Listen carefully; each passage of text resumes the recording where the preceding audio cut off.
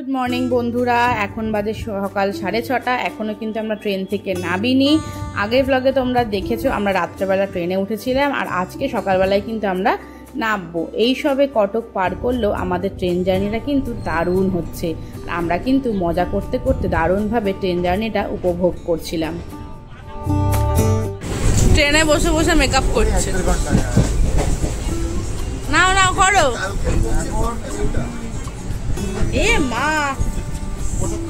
ও কিন্তু বুঝতে পারিনি তুমি কি বললে।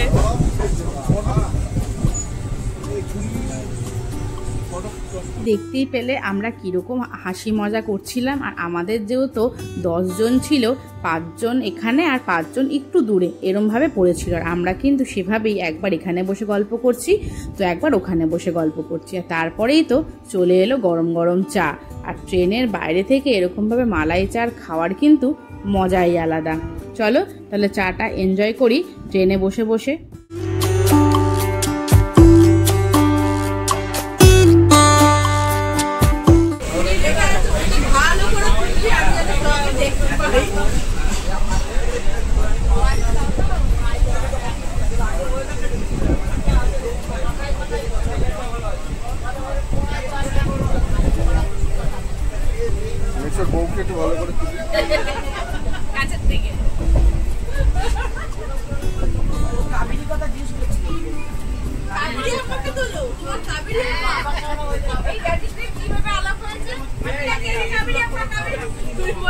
তোমাদেরকে আগেই বলেছিলাম ট্রেন জার্নি কিন্তু আমার দারুণ লাগে।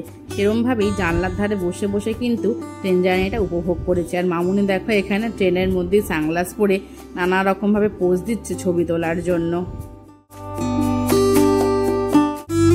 আমার মার কথা কী বা বলবো, মানে হাসি মজা কোনো দিক থেকে কিন্তু পিছিয়ে নেই। তোমরা পুরো ব্লগে দেখতেই পারবে আমার মা কতটা আনন্দ পেয়েছে, কতটা হাসি মজা করেছে। তোমরা দেখেই সেটা বুঝতে পারছো। আর এখন ট্রেনটা দাঁড়িয়েছে, আবার কিন্তু ট্রেনটা চলতে শুরু করেছে। আর এত সুন্দর লাগছিল দৃশ্যগুলো, মনে হচ্ছিল এই ট্রেনের জার্নিটা যেন শেষ না হয়। তারপরেই কিন্তু দীর্ঘ প্রতীক্ষার পর আমরা চলে এসেছি পুরীতে। আর এই যে এটা জানো তো, আমার অনেক দিনের ইচ্ছা ছিল পুরী যাব। তোমরা হয়তো এতক্ষণে ব্লগ দেখে বুঝতেই পেরে গেছো আমরা কোথায় যাচ্ছি। হ্যাঁ, এখন বাজে সকাল 10টা। আমাদের ট্রেনটা কিন্তু অনেকটাই লেট করেছে। আমাদের নামানোর কথা ছিল 6:30 পৌনে 7টা নাগাদ, আর সেখানে ট্রেনটা কিন্তু 9:30 পৌনে 10টা নাগাদ নামিয়েছে।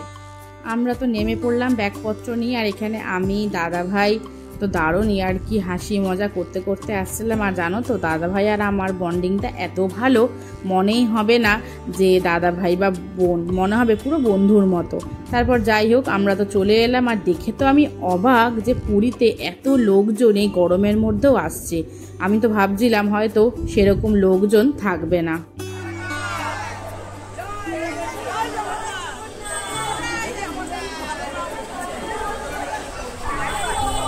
স্টেশন থেকে বেরিয়ে এখন আমরা সবাই মিলে উঠে পড়েছি একটা ম্যাজিক গাড়িতে।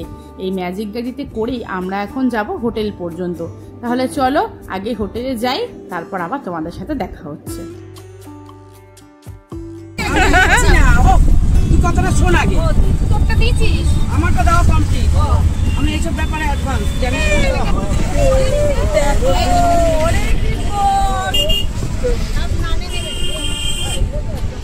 আমরা কিন্তু চলে এসেছি holiday home, Jagabandhu holiday in. আমরা যেহেতু রান্না করে খাবো সেই জন্য আমরা হোটেল নিয়ে নিই, আমরা নিয়েছি হলিডে হোম। আর এই হলিডে হোমটা কিন্তু মোটামুটি খুবই ভালো। তোমরা যদি চাও হলিডে হোমের নাম্বার বা সব কিছু ডিটেলসটা আমি কিন্তু ডেসক্রিপশানে দিয়ে দেবো। আমরা এই মাত্র জাস্ট হোটেলে ঢুকলাম। এখন এই যে একটু জামা কাপড় ছেড়ে এখন যাচ্ছি একটু সমুদ্রে। বেশি দেরি করব না, কারণ এমনি বেলা হয়ে গেছে, আমাদের ট্রেনটাও লেট ছিল। আর আমি রুমটা তোমাদের সাথে পরে শেয়ার করছি এসে আমরা কীরকম কী রুম নিয়েছি। তো চলো এখন বেরোনো যাক। বেরিয়ে আগে একটু যেটা আগে দরকার পুজোর যোগাযোগ করব, কার সাথে আমরা পুজো দেব, আর তারপরে স্নানে যাব। তো চলো আগে বেরোনো যাক। এখন সব সমুদ্রে যাওয়া হচ্ছে।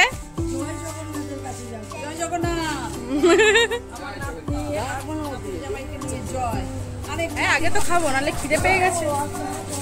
সানস্ক্রিন ভরে ভরে দিয়েছি, যার রোদ কিছু হবে না।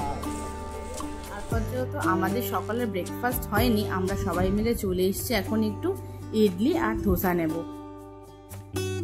আর এই হচ্ছে সেই সমুদ্র। আমি তো অনেক ছোটবেলায় এসেছিলাম, আমার কিচ্ছু মনে ছিল না, কিন্তু এই সমুদ্রটা দেখে না সব স্মৃতিগুলো আস্তে আস্তে মনে পড়ে যাচ্ছে যে কত ছোটবেলায় এসেছিলাম আর এই এলাম। আমার কিন্তু ভেবেই দারুণ লাগছে। আমরা তো চান করে এখন হোটেলে চলে এসেছি, তাহলে চলো হোটেলের রুমগুলো কীরকম তোমাদের দেখিয়ে দিই। এই প্রথম রুমটা হচ্ছে মাদের, মানে আমার মা, দিদা আর যে মায়ের যে বান্ধবী কাবেরী মাসি, সেই মাসি একটা রুমে 3 জন ছিল। আর ঠিক তার পাশেই 302 হচ্ছে আমাদের রুম। এখানে আমি আর তোমাদের দাদা, আর তার উল্টো দিকে ছিল ওই দাদা, বৌদি আর ওই পুচকি। ঘরে ঢুকেই কিন্তু বড় একটা কিং সাইজ বেড রয়েছে এবং দুদিকে দেখো দুটো জানলাও রয়েছে। আর ঘরটা বেশ পরিষ্কার এবং গোছানো। এসিও রয়েছে, আর যা গরম, এসি ছাড়া তো নামাই যাবে না।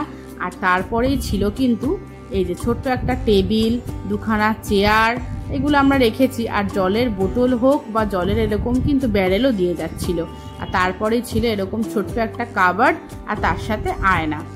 আমি বলবো ঘরের যা ভাড়া সেই আন্দাজে কিন্তু ঘর আমরা খুবই ভালো পেয়েছি, যেহেতু 2 মাস আগে বুক করেছিলাম। আর এখানে হচ্ছে একটা বেসিন, তার সাথে আয়না। আর যেহেতু রান্না করে খাওয়ার কথা হয়েছে, ওই জন্য এখানে একটা রান্নাঘর আর রান্নাঘরে লাগোয়া একটা বেসিনও দিয়েছে।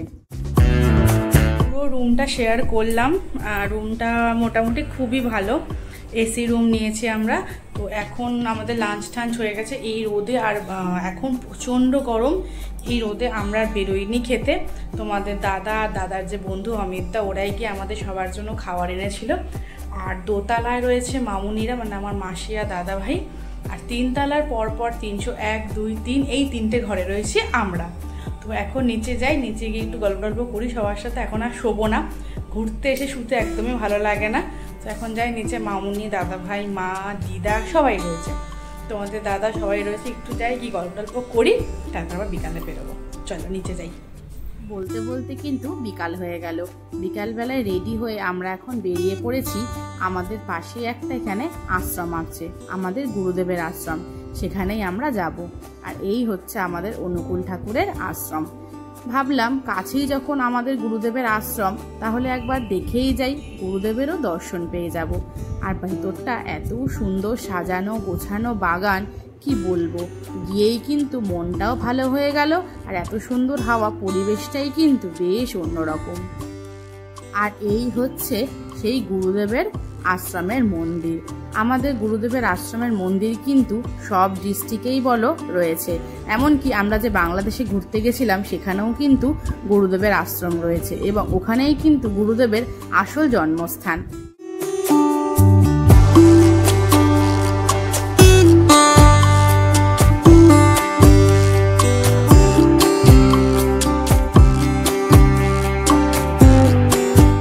বাইরের থেকে এখন ভেতরে এসেছি।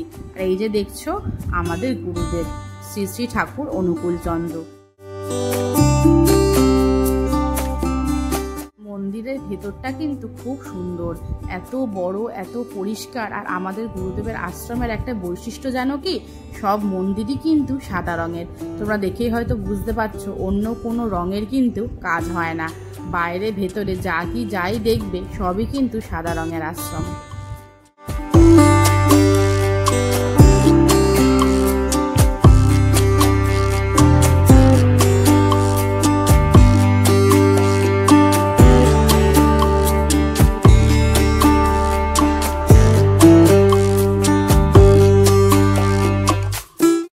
আশ্রমের চাতালে এত সুন্দর আলপনার কাজ করা, তাই ভাবলাম তোমাদের সাথে শেয়ার করি। সবটাই যখন তোমাদের সামনে তুলে ধরছি, এত সুন্দর ফুলের গাছ। আর জানো তো, বাগানটা যে খুব সুন্দর করে মেনটেন করা হয়, খুব যত্ন নেওয়া হয়, সেটা কিন্তু ফুলগুলো দেখেই বোঝা যাচ্ছে যে খুব যত্ন নিয়ে বাগানের গাছগুলোকে পরিষেবা দেওয়া হয়। আর আমি তো এত সুন্দর হাওয়া আর এত সুন্দর খোলামেলা দেখে কোথায় যে ঘুরবো আর কি করব তার ভেবেই ভালো লাগছিল। তাই ভাবলাম, আমার তো বেরোতে ইচ্ছা করছিল না, এত সুন্দর বাগান, এত সুন্দর ফুল দেখে। তারপরে আমরা এখন এসছি আমাদের গুরুদেবের যে বড় ছেলে বড়দা, পরম পূজনীয় শ্রী শ্রী বড়দা, এটা তারই হচ্ছে সমাধি। তাই ভাবলাম তোমাদের সাথেও একটু দর্শন করাই।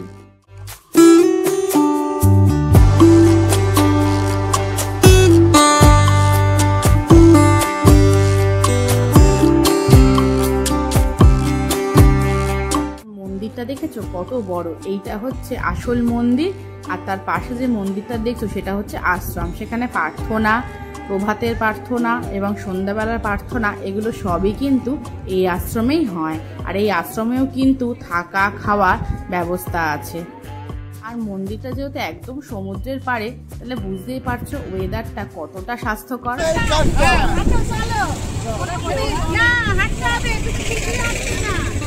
মন্দির থেকে এখন আমরা চলে এসেছি সমুদ্রের পাড়ে। ভাবলাম এত তাড়াতাড়ি হোটেলে গিয়ে কি করব, তাহলে যাই সবাই মিলে একটু এখন হোটেলের পাড়েই যাই। আর এসে তো দেখছি প্রচুর লোক ভর্তি।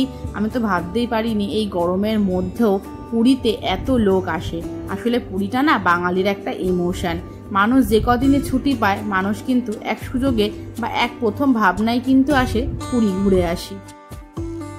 আমরা সবাই মিলে বসেছি একটু চা খাবো, যেহেতু অনেকটা হাঁটাহাঁটি করে এসছি। তো এখন আমরা সবাই একটা চায়ের দোকানে বসেছি, তাই একটু চা এনজয় করব। আর সমুদ্রের পাড়ে বসে বসে চা খাওয়ার মজাই কিন্তু আলাদা।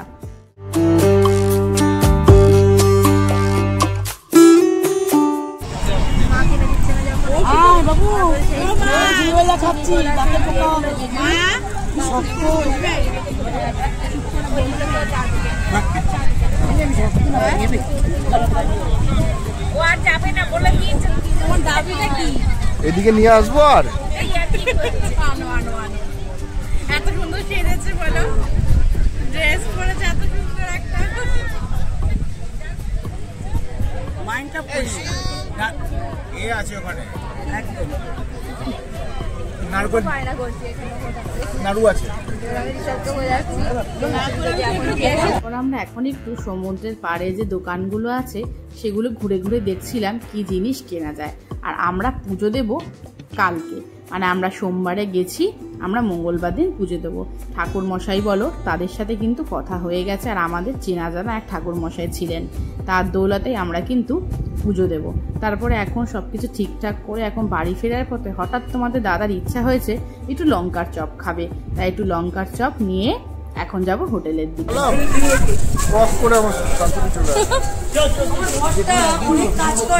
বাবা এতদিনে মনে করেছে আমার বরটা অনেক কাজ করে।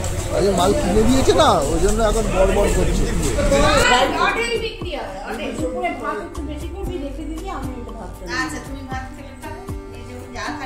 এইবারে তোমরা খালি দেখো আমার মা কি পাগলামি শুরু করেছে।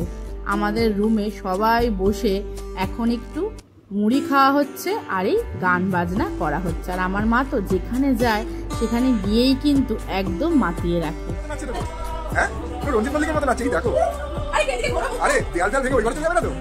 এখন মুড়ি খাওয়া হবে, তাই বাদাম আনা হয়েছে। আর এখানে আমি একটু পেঁয়াজ কুচিয়ে নিচ্ছি, আর লঙ্কাও কিন্তু কোচানো হয়ে গেছে। আর সবাই মিলে এরকম ভাবে কাজকর্ম করা, একসাথে গল্প করা, খাওয়া, এটা কিন্তু মজাই আলাদা। আর রান্না করে খাওয়ার তো মজাই আরও আলাদা। সবসময় তো আমরা ঘুরতে গেলে হোটেলে খাই, কিন্তু আমি প্রথমবার পুরীতে এসে এরকমভাবে রান্না করে খাওয়া দাওয়া করেছি।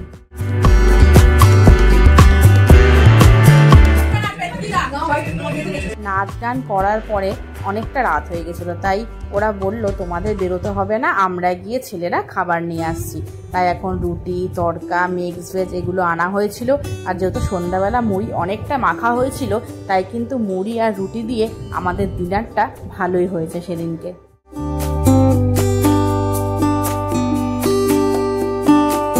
একদম পুরো স্ট্রেট এখান থেকে খেলা। ওই দোকানে বসবে, তোমার চেয়ারে বসার জন্য কোনো ওয়ে নেবে না, একদম ট্রেনে ভিকারি আর স্বামী স্ত্রী উঠেছে। ওরা তো ভিক্ষা করে গান বান করে যা পয়সা দেয়, তোমার স্বামীটা গান গায়, আমি মা তো সঙ্গে যাব।